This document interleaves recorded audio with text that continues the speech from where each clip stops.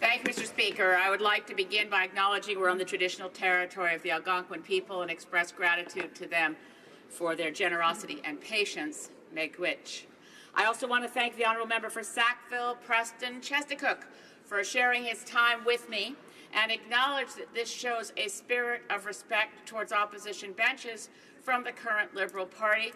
I'm a government. I'm grateful for the opportunity to speak, although I still must object to the use of time allocation and reducing time for debate in this place, but the respect that's shown in shortening time but still allowing a member such as myself to have at least one crack in second reading to this very important legislation is appreciated.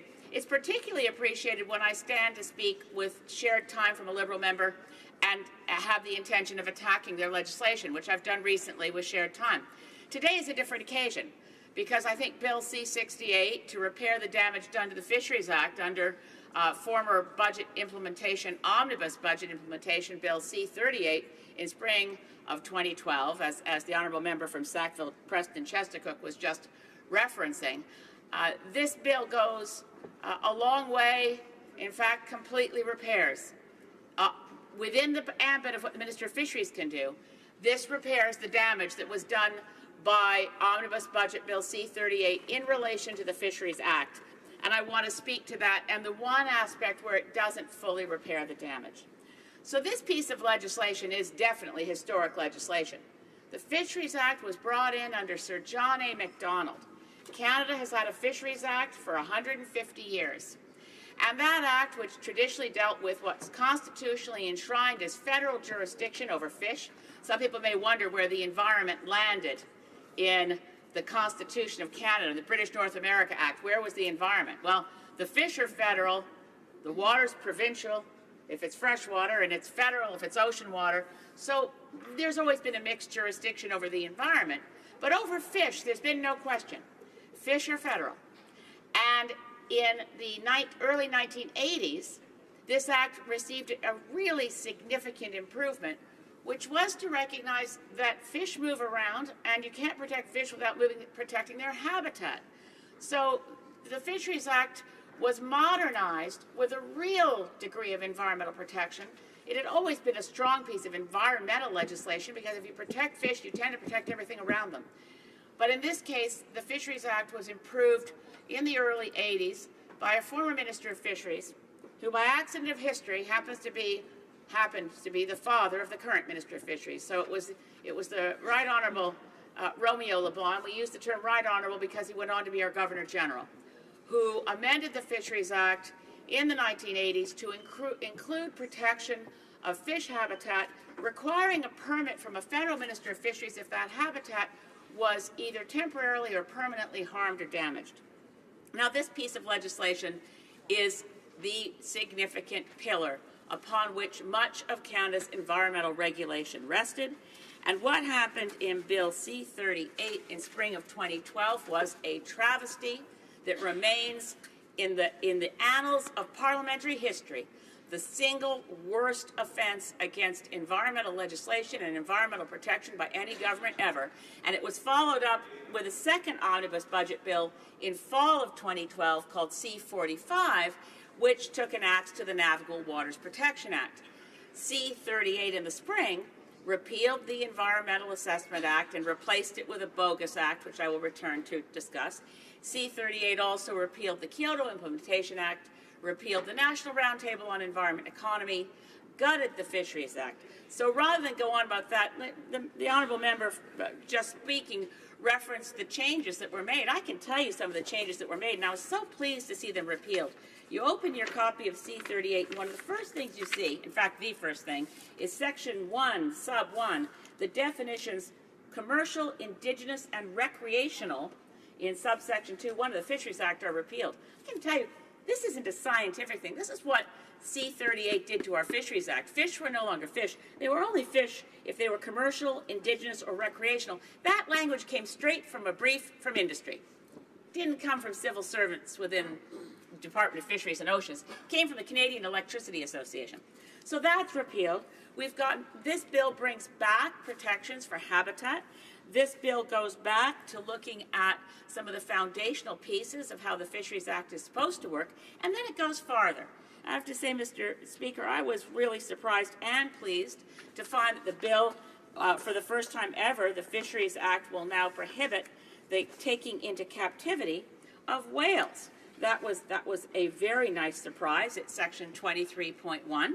I did ask the minister the other day in debate if he'd be prepared to expand this section in amendments, because over on the Senate side, the bill that was introduced by retired Senator Wilfred Moore, currently sponsored by Senator Murray Sinclair, and I would be the sponsor of this bill if it ever makes it to the House, S-203, would not only ban the taking of whales into captivity, but the keeping of whales in captivity. And I'm hoping when this bill gets to the Fisheries Committee, we might be able to expand that section and amend this so that we can move ahead with protection of whales. This bill is also forward-looking in introducing more biodiversity provisions, the declaration of areas as ecologically sensitive, work that can continue to expand the protection of our fisheries. I will turn to where there are gaps, and because I completely support this bill, I do hope for a few amendments, but they come down to being tweaks. Where does this bill fail to repair the damage of Bill C-68? And that's in the part that's beyond the ability of the Minister of Fisheries to fix. That's the part about why did Harper aim at the Fisheries Act, the Navigable Waters Protection Act, and the Environmental Assessment Act. There was not random violence in this vandalism.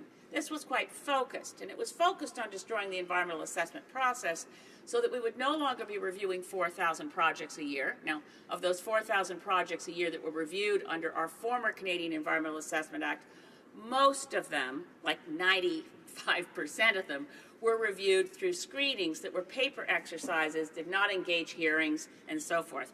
But it did mean that at a very preliminary level, if there was a problem with a project, a red flag could go up and it could be booted up to further study. There's a reason that the Fisheries Act habitat provisions were repealed. They were one of the sections listed in our former Environmental Assessment Act under what was called the law list. A minister giving a permit under Section 35 of our former Fisheries Act automatically triggered that that decision was subject to environmental assessment. Similarly, why did the former government take a hatchet to the Navigable Waters Protection Act?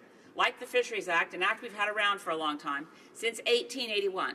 Not an act that had impeded the development of Canada, or we would never have had a railroad. Since 1881, we had the Navigable Waters Protection Act, and the previous government just took a real axe to that, and the current Minister of Transport has gone a long way towards fixing it under one portion of C-69. Here's why. The Navigable Waters permits also were a trigger under the Canadian Environmental Assessment Act. If you can see where I'm going here, this was synchronized action. This was not random. Now, the current government has pledged to fix all the damage done by the previous government in what they did to environmental laws.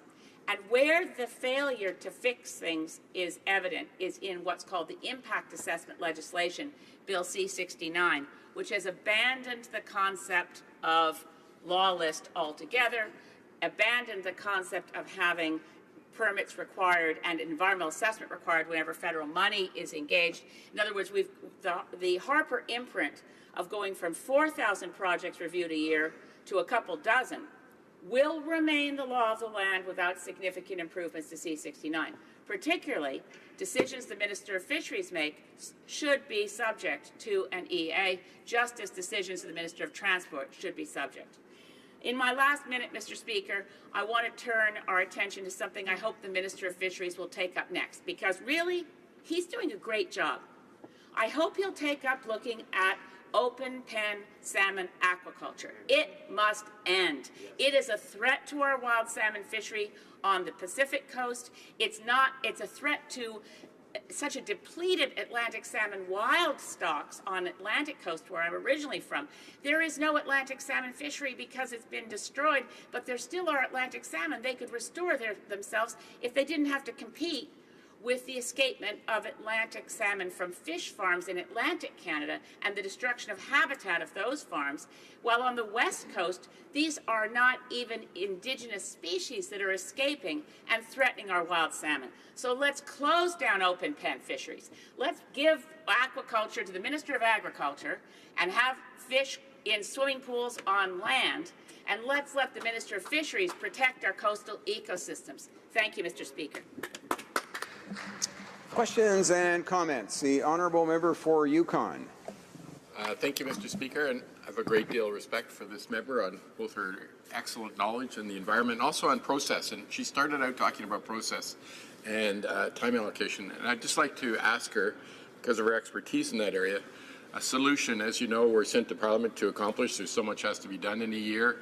And along with deleterious motions and everything, there has to be a way to get everything in. There was, I mean, what some legislatures in the world use is programming, but there didn't seem to be appetite in opposition parties for that solution to it. So I wonder what the member suggests in light of the fact that in this and previous parliaments, a number of deleterious motions can stop the agenda, how any government would get its a program through, and important bills like this through Parliament within the year's time that they have.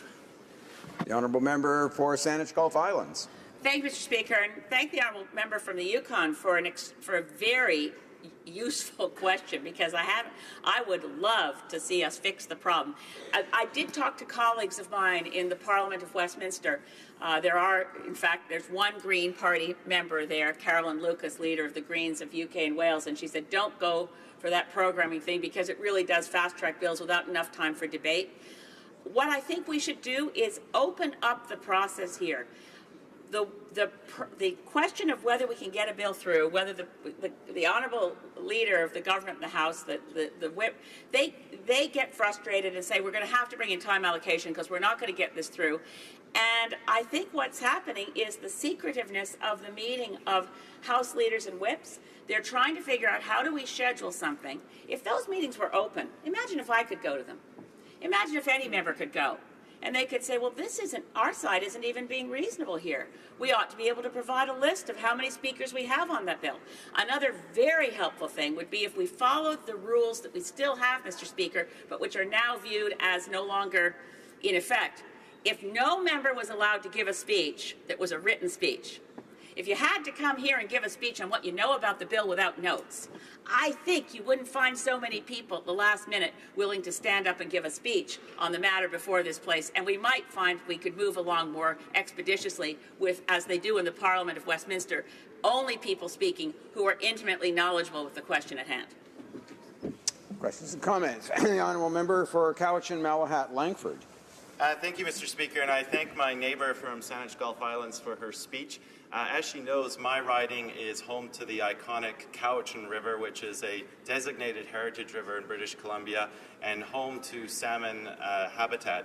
I've written a lot of petitions, I've handed a lot of petitions to the government on the status of the Lake Cowichan Weir, which is responsible for managing flow rates into the Cowichan River. And the government has acknowledged that summer low flows in the Cowichan River are a threat to fish and fish habitat, but there doesn't seem to be any explicit legal protection for environmental flows in this bill. And I'd just like to hear her comments on that. Thank you. For Saanich Gulf Islands. I thank my friend from Cowichan, Malahat, Langford. Yes, the issue around environmental flows is one of the places that we might be able to see this legislation amended. But even as we're currently looking at it, I think the question of protection of habitat, when an artificial weir such as the one at Lake Cowichan has the effect and the flow rates have the effect of threatening the salmon population, I think the Minister of Fisheries would still have the power to act to protect those salmon. But the introduction of the term environmental flows would clarify the matter, and I certainly would support it. Time for one more short question and response. The honourable member for Caribou, Prince George. Thank you, Mr. Speaker, and through you to our honourable colleague from Saanich Gulf Islands. I have one question.